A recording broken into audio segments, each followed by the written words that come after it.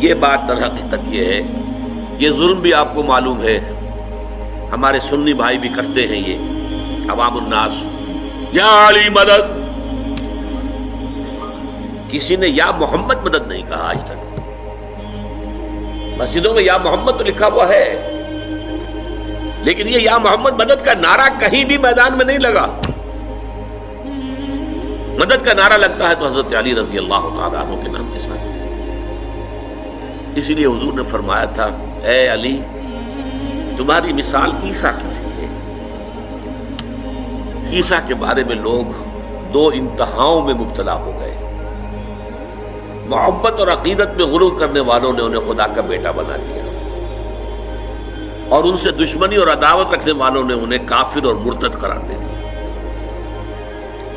اسی طرح تمہارے معاملات بھی ہوں گے، تمہیں کافر اور مرتد قرار دینے والے بھی خوارج پیدا ہو گئے، جنہوں نے کہا کہ علی کافر ہے، مرتد ہے، واجب القتل ہے، اور قتل بھی کر دیا، شہید بھی کر دیا ان کے ایک آدمی نے خوارج میں سے، اور دوسری طرف انہیں خدا کہنے والے بھی پیدا ہو گئے۔